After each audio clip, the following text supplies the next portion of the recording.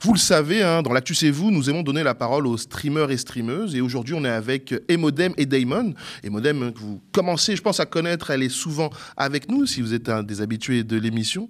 Ces discussions avec nos amis streamers, un concept, un format que vous appréciez, si j'en crois encore, vos récents commentaires, nombreux, sous notre dernière vidéo. Donc, continuez à laisser des commentaires, hein, ça pèse sérieusement dans la balance pour le maintien de ce format. Faites-le vraiment, car peut-être qu'on retrouvera les streamers régulièrement sur le média dorénavant. En tout cas, aujourd'hui, on va parler de Darmanin, Retailleau et de la dérive extrême droitière de ce gouvernement. Ils vont aussi réagir au sujet de notre première partie d'émission, hein, les mensonges de François Bayrou pour défendre une institution catholique où de nombreuses violences ont été commises sur des jeunes élèves. Et s'il nous reste un peu de temps, il y a un petit sujet que je garde pour la fin en guise de dessert. Bonjour Emodem, bonjour Damon. Bonjour. Salut Cyril. Comment ça va Emo? Ça va. Désolée pour le bug tout à l'heure. Non, c'est pas grave, nous-mêmes on aurait dû couper le micro, mais y a pas de souci. Et Damon, comment ça va? Eh ben, comme un streamer de nu, mais il en faut.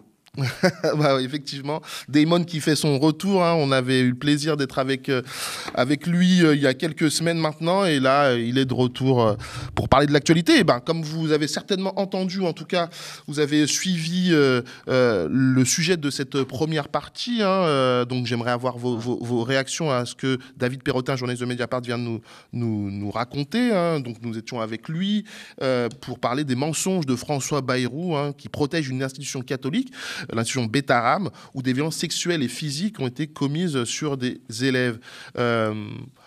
D'abord, toi, Damon, réaction par rapport à cette affaire-là et aux mensonges du Premier ministre? De la consternation et de la lassitude, mais 112 plaintes. GG d'ailleurs à Antoine Rouget et David Perrotin pour leur enquête. C'est vrai qu'il n'y a pas eu assez de papier sur ce sujet. 60 ans de mensonges, Bayrou qui, dès 96, le savait. En plus, il revient sur différentes versions. Je ne sais plus si vous l'avez abordé dans la première partie de l'émission, mais sur est-ce qu'il avait approché un certain juge ou pas de façon feutrée, histoire d'étouffer un petit peu l'affaire. Bon, il y aurait... Ce sur quoi je voudrais revenir aussi, c'est que, comme vous le rappeliez, c'est un bahut qui était en contrat avec l'État. Et là, on voit qu'il a été protégé pendant 60 ans. Et avec les polémiques actuelles, imaginez si un lycée autre que catholique avait été épinglé pour ne serait-ce que 1% des mêmes faits. Est-ce qu'il serait couvert au plus haut sommet du gouvernement ? Certainement pas. On l'a vu avec récemment un lycée lyonnais qui a fermé pour beaucoup moins que ça.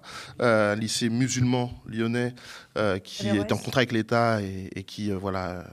Et Averroès à Lille aussi. Bref, il y a pas mal de... Ça arrive régulièrement pour les lycées musulmans. Pour moins que ça, bonne réflexion de toi, Damon. Effectivement, pour moins d'1% de ce qu'on reproche à Betaram, c'est le lycée aurait déjà fermé depuis bien longtemps.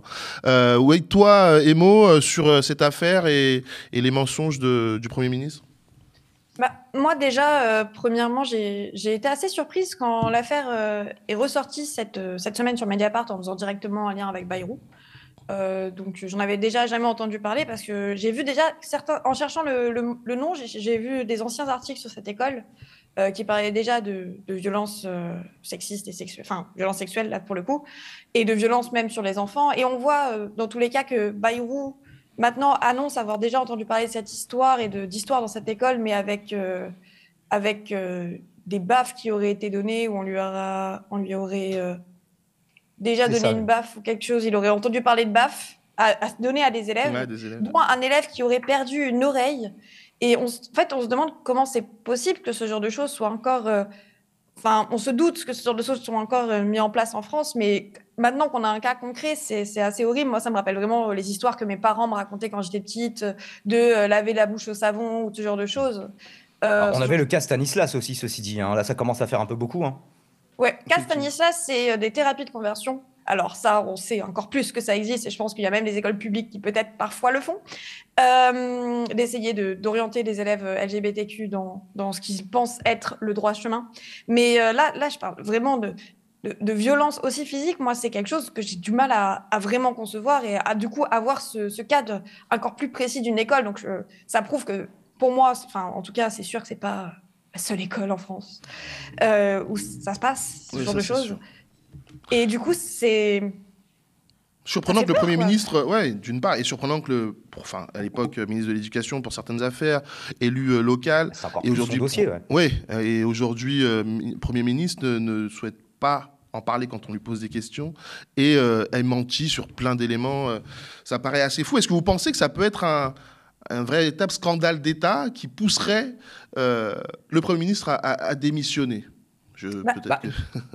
Le problème, Vas-y, c'est qu'on Odette. risque de ne pas en entendre assez parler. Alors, c'est très bien qu'on en parle sur les médias. J'ai aussi vu, du coup, dans Mediapart, moi, j'ai quand même vu pas mal de presse papier au moins faire un article dessus. J'ai vu Libération, même des papiers un peu plus droitiers. Je crois Le Point a fait un article, etc. J'ai vu Le Monde aussi. Mais à la télé française, j'ai l'impression que déjà, ça, on n'a pas tellement parlé. Peut-être eu un entracte sur TF1 récemment, mais c'est à peu près tout. Et surtout, je ne pense pas, et j'espère en tout cas que la réalité va me faire mentir et que le futur va me donner tort, mais j'ai l'impression que personne dans les médias va confronter Bayrou là-dessus. Qu'on ne va pas avoir une Apolline de Malherbe ou n'importe qui sur BFM qui va confronter directement la personne en lui disant « Ah, mais d'accord, et cette histoire, vous en pensez quoi, vous en tant que Bayrou ?» Mais que quand il y aura Bayrou, ils vont juste éviter le sujet, comme ils ont évité le sujet quand Retailleau était là il y a 3 jours, que ce n'est pas un sujet auxquels ils vont devoir se retrouver confrontés. Et je pense que c'est là-dessus qu'on arriverait à faire avancer la chose, quoi. Effectivement. Alors, Vas-y, après, Damon. à l'époque, il avait été un très très éphémère garde des Sceaux. Il avait sauté pour un petit peu moins que ça. Je crois que c'était pour son assistante parlementaire, Exactement. Marielle de Sarnez. Mais est-ce qu'on est toujours dans la méta de 2017 où on était lourdé pour ce genre de choses? Non, 2017, il a dû démissionner de garde des Sceaux parce qu'il était en procès pour les affaires du Modem. Lui-même était en procès. Donc oui, effectivement, je pense qu'on est... J'ai Après, l'impression qu'on t'es est moins dans démissionné, cette au période-là, final. effectivement, d'émission pour juste simplement être entre guillemets, enfin, dans un procès. En tout cas, voilà l'épisode Bayrou, mais dans le gouvernement et la famille Bayrou, je demande Gérald Moussa Darmanin, ministre de la Justice, qui récemment nous a fait plusieurs sorties, notamment sur le droit du sol. J'ai le sentiment qu'en fait, on parlait pas trop de lui depuis le début du gouvernement Bayrou. Il fallait bien que lui aussi fasse son apparition. Sur le droit du sol, il est revenu en parlant effectivement toujours de Mayotte et autres. Selon vous, en fait, cette question du droit du sol, elle revient souvent dans le débat public, alors qu'elle concerne finalement qu'une partie infime des naturalisations. Pourquoi, même si on a une petite idée, mais pourquoi Darmanin s'en saisit maintenant? Est-ce que c'est justement pour draguer l'extrême droite et les électeurs d'extrême droite? Il y a toujours eu cette stratégie. Alors après, on utilise opportunément des crises climatiques pour régler des problèmes qui n'ont absolument aucun rapport. Sur le droit du sol, de toute façon, est-ce qu'il s'applique toujours à Mayotte? Depuis quand il s'applique plus de toute façon à Mayotte? Ouais. Moi, j'ai l'impression que Darmanin, ça a toujours été dans son idéologie. Bon, bien évidemment, on sait que Darmanin vient de l'Action française à la base et de l'extrême droite. Mais je pense, il faut aussi rappeler qu'il y a eu Wambushu il y a quelques années, qu'il a toujours essayé de ramener le droit du sol et la question du droit du sol sur le tapis et sur le sujet. Et que là, du coup, une nouvelle catastrophe à Mayotte, malheureusement, fait qu'on repose la question de Mayotte et que du coup, le lien a pu se faire avec Wambushu. Du coup, ça permet de reposer le droit du sol dans le champ médiatique. Et maintenant, du coup, le fait que ça a été voté pour Mayotte, d'enlever le droit du sol aux Mahorais, et enfin la notion de Ça droit va du leur sol à éviter les Mayotte. cyclones, ouais. Ouais, mais surtout, ça a permis du coup, à l'extrême droite et à Marine Le Pen à l'Assemblée de ramener le sujet pour l'Hexagone et pour tout le reste du territoire national. Et moi, je tiens à rappeler dans ce débat que on a des exemples de l'extrême droite tout court, très proches de chez nous depuis quelques années, qui sont en train de revenir sur le fait d'être déjà à la base revenu sur le droit du sol. On a Mélanie en Italie qui est en train de faire revenir elle-même, après avoir été très dure sur l'immigration. Maintenant, ils essayent de faire revenir 191 000 migrants parce que ils ont remarqué Le patronat le demande. que dire non à l'immigration, ça marchait pas, surtout au niveau du travail, etc. Et on a aussi le cas de l'Allemagne qui, depuis 2000, est revenu sur... donc, on avait le droit du sang pendant des années et des années en Allemagne. C'était même c'était l'habitude. Et depuis les années Ils ont 2000, encore pour un peu de droit du sol, ouais. Ouais, ils ont déjà fait une réforme, donc la réforme du droit du sang, pour implémenter le droit du sol et faire en sorte d'avoir un droit du En sol un 2000, peu ouais. partiel comme on a depuis les années 2000, pour qu'en Allemagne, faire entrer la société turque dans la civilisation allemande, dans le droit allemand. Quoi. Et du coup, ça fait que on a des cas ailleurs de besoin... Enfin, une politique qui éloigne le droit du sol ne marche pas. Et on revient là-dessus aussi en France. Oui. Alors que d'aucuns diraient que ça fait partie des fondements de notre Constitution aussi. Et donc, paradoxalement, de l'identité française, puisque ces gens sont obsédés par l'identité. Et effectivement, l'identité française, comme tu le dis très bien, Damon, ils sont obsédés par ça, l'extrême droite souvent. Et là, pour le coup, on devrait au contraire justement se dire le droit du sol en faisant partie, c'est plutôt une bonne chose. Mais après avoir parlé du droit du sol, le ministre de la Justice ne s'est pas arrêté là. Il a également parlé du mariage entre Français et personnes d'origine étrangère et qu'il souhaitait éventuellement changer la loi. Je vous propose de l'écouter, on en parle juste après. Est-ce que vous trouvez ça normal, comme garde des Sceaux, ministre de la Justice, que Robert Ménard, maire de Béziers, risque une condamnation? Alors, comme garde des Sceaux, ministre de la Justice, je ne vais pas commenter une affaire dans laquelle quelqu'un va être convoqué devant un juge, vous comprenez bien. Bon. Comme homme politique, oui, la loi, aujourd'hui, enjoint le maire de marier cette personne, mais je souhaite changer cette loi. Donc, il y a une proposition de loi de Stéphane Demilly, qui est un sénateur centriste, qui arrive bientôt au Sénat, qui prévoit que le maire peut s'opposer au mariage entre une personne régulière ou française et quelqu'un d'irrégulier. Et je pense que c'est une loi frappée du coin du bon sens. Damon, quand on entend Darmanin, ces différentes sorties, les enchaîne, qu'est-ce que tu en penses déjà de ce qu'il vient de dire sur cette histoire de changer la loi? Et est-ce que finalement, on n'est pas vraiment dans des logiques d'extrême droite, clairement? Généralement, écoutez les personnes qui vous invoquent le bon sens, l'extrême droite n'est jamais très très loin, ou au mieux des avis de comptoir complètement éclatés. Ça aussi un petit peu entre les deux avec Darmanin. Je ne sais pas quoi en dire de plus, malheureusement. En fait, on peut simplement trouver après la loi immigration, après toutes les attaques, après les lois anti-séparatisme qui réintroduisent, non pas un racisme systémique, mais un racisme d'État. Mais non, il faut continuer de pousser toujours plus loin cet agenda. Effectivement, et toi, Emo ? Plutôt que de régler les problèmes des Français. Bon. Déjà, je tiens à préciser, et on a vu avec le très bon complément d'enquête qui est passé il y a une semaine ou deux sur les OQTF, que 93% des personnes sous OQTF, donc les personnes qui sont illégalement en France, comme en parle Darmanin, sont des gens qui n'ont jamais commis une entrave à la justice, à part le fait de se maintenir illégalement sur le territoire, mais aucun crime, aucun délit, etc. Donc, on parle vraiment de 93% des gens qui sont totalement dans la légalité, du comportement en tout cas. Et en revenir à poser la question de, du coup, est-ce qu'une personne qui est illégalement sur le territoire peut se marier avec une personne française ? On essaye juste de mettre des choses dans le débat politique et dans le discours médiatique qui vont choquer les gens et qui vont juste tirer de plus en plus la fenêtre d'Overton vers la droite et l'extrême droite la plus violente possible, et de totalement pourrir le débat politique pour que les gens acceptent de plus en plus des idées aussi dures, aussi racistes, soyons clairs, de xénophobes, et qui remettent en réalité toutes les libertés individuelles en question, pas que des étrangers, mais aussi des Français. Là, on parle aussi de notre droit à nous marier avec qui on veut, en soi un mariage civil, donc même pas du tout, aucun rapport avec la religion, ni quoi que ce soit. Même ça, c'est remis en question, et c'est effrayant. J'ai envie de comprendre comment on en arrive là, quoi. Et le fait que ça émane d'un soi-disant centriste est signifiant aussi.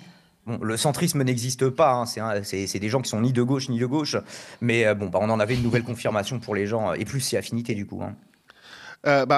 On continue toujours dans l'extrême droite, hein, on va dire que c'est un peu le fond de cette partie-là aujourd'hui. C'est la France. Ouais, allons-y. Hein. C'est la France actuellement, en tout cas pour certains membres du gouvernement. Là, on va parler d'un autre, c'est Bruno Retailleau, ministre de l'Intérieur, notre cher Bruno, et c'est Marion Maréchal Le Pen, hein, Marion Maréchal, on dit aujourd'hui, qui confirme qu'elle a de nombreux points communs avec Bruno Retailleau. Pour ceux qui en doutaient encore, voilà ce qu'elle nous en dit. Est-ce qu'on peut dire, que plus rien ne sépare Bruno Retailleau de vous? Moi, je m'en cache pas, j'ai très peu de différences idéologiques avec Bruno Retailleau. Enfin, je les compte sur les doigts d'une main, en tout cas dans les paroles et dans la présentation. Qu'est-ce qui vous différencie alors? C'est un conservateur catholique? Pas grand-chose. Mais je l'avais même dit, la seule chose, c'est une différence de choix. C'est-à-dire que lui, il a fait le choix de préférer travailler avec, de fait, un gouvernement de centre-gauche et d'évoluer dans cette... voilà, plutôt que de faire la grande alliance avec le camp national. Je le disais, pour ceux qui en doutaient encore, Marion Maréchal nous confirme bien que Bruno Retailleau est d'extrême droite. Bon, il y a peu de gens qui en doutent, mais il y en a quand même qui peuvent se poser encore la question. Il y a eu le coup de tampon. Voilà, il a eu le coup de tampon. Justement, Bruno Retailleau, dans ce gouvernement, est-ce qu'il est là pour élargir la fenêtre d'Overton gouvernementale ? C'est-à-dire, est-ce qu'il est là pour proposer des idées et dans lesquelles vont s'engouffrer d'autres ? C'est pour ça que quand François Bayrou nous parle de submersion migratoire, aujourd'hui tout le monde reprend, enfin notamment le gouvernement reprend ça. Bruno Retailleau est là pour ouvrir des portes et permettre à d'autres de diffuser ces idées d'extrême droite. Et Modem, est-ce que tu veux commencer ? Moi, j'ai aussi l'impression que de base, Retailleau a été mis en place dans le gouvernement pour assurer une non-censure du RN, même si on voit que cette tendance à se pousser vers l'extrême droite n'a pas attendu Retailleau. On avait déjà Darmanin avant, etc. C'était dans le gouvernement précédent, ceci dit. Oui, voilà, c'est pour. Enfin, oui, dans le gouvernement Barnier, est-ce qu'on peut vraiment considérer ça comme un ancien gouvernement ? Oui, mais assez épisodique. Mais oui, j'ai l'impression qu'il est là aussi, surtout pour donner des balles au niveau d'une non-censure au RN, mais que ce Bruno Retailleau est aussi là pour pousser en avant les idées du RN, qu'il le valide, et pour rendre de plus en plus acceptable dans l'arc républicain, donc qui s'éloigne des extrêmes. En fait, pour moi, Retailleau, c'est quelqu'un qui a compris que l'extrême droite était en train de faire son trou médiatiquement, mais qu'il y avait toujours des gens qui se refusaient de voter pour l'extrême droite et qui, du coup, va essayer de se présenter en 2027. Alors, c'est de la politique fiction pour le moment, mais qui va essayer de se présenter en 2027 avec l'étiquette « Je suis le RN » pour qui vous avez le droit de voter sans voter pour l'extrême droite et sans avoir trop l'impression Le RN complexé, ouais. Ouais, c'est ça, c'est le RN, mais vous pouvez voter pour moi, quoi. Pour les électeurs, ouais. Oui, après, de toute façon, il vient de l'extrême droite dès le début. On rappelle que voilà, dès le début, c'était De Villiers, qu'il était dans son parti aussi, qu'il a commencé politiquement avec lui, qu'il a toujours eu ses idées. Je vous invite, c'était la semaine dernière, Arrêt sur Image, qui a fait une spéciale, une rétrospective pour voir d'où il venait, du Puy du Fou et de Radio Alouette aujourd'hui. Mais en fait, il n'a jamais véritablement changé. Il y a peut-être plus une évolution de discours, puisqu'on en parlait de Darmanin, encore qu'elle est assez sensible, mais... que Retailleau, finalement, j'ai envie de dire, tristement, il est un petit peu toujours fidèle à ses idéaux réactionnaires qu'il a toujours eues. Et vous pensez, c'est intéressant du coup, cette politique fiction dont tu nous parles, Emo, toi, Damon, tu penses que Retailleau pourrait aussi se dire... Je peux y aller en 2027, maintenant qu'en plus même les gens d'extrême droite me valident, je leur aurais montré pendant 2-3 ans que je peux porter leurs idées, et ça permettrait à ceux, comme tu dis très bien Emo, qui n'osent pas quand même s'ils sont de plus en plus nombreux à oser et s'en afficher sans problème à voter RN, de se dire bon, on votera notamment Retailleau. Est-ce que ça peut être un scénario possible pour toi, Damon ? Alors moi, j'ai pas de boule de cristal. Par contre, je me souviens un petit peu du passé. Qu'est-ce que c'est que cette stratégie de droite décomplexée ? Ça peut fonctionner à court terme. Ça peut donner l'élection de Nicolas Sarkozy. À ne serait-ce que moyen et long terme, on voit que ça produit évidemment l'inverse et que les gens se disent on va plutôt aller choper l'original plutôt que la copie. Parce que quand tu dédiabolises les idées, en fait, les gens sont plus complexés de voter RN. Effectivement. Une stratégie à courte vue. Elle est parfaitement délétère. On a quelques petites minutes encore et c'est bientôt la fin. Et j'ai en guise de dessert un petit sujet, mais du coup, la politique fiction nous permet d'en parler. C'est notre cher ami Cyril Hanouna, dont une rumeur dit qu'il pourrait se présenter en 2027. Maintenant, voilà, il est clairement, on va dire, il valide énormément de thèses d'extrême droite. Est-ce qu'il n'y aurait pas trop de monde justement sur cette ligne-là si Cyril Hanouna, présentateur de TPMP, venait à se présenter? Emo ou nous faire une Trump en ouais, voilà, soi. faire une Trump, c'est ça un peu. Moi, j'en ai un peu parlé avec mon chat, avec les gens de mon stream, le public, qui cette semaine, parce qu'on a vu un peu toutes les annonces qu'il y a eu, etc. Donc Cyril Hanouna qui aime bien actuellement se donner des gages comme étant un grand ami de Musk, alors, on ne sait pas, c'est pas clair. Est-ce qu'il va vraiment rencontrer Musk ou pas? Est-ce qu'il va rencontrer Trump? On s'en moque un petit peu, en vrai. Mais il y a cette question de si Hanouna vient à se présenter. Alors, moi, d'un côté, je me dis, partons du principe qu'il le fait. D'un côté, où il va prendre des voix à l'extrême droite et ça va juste diviser les voix.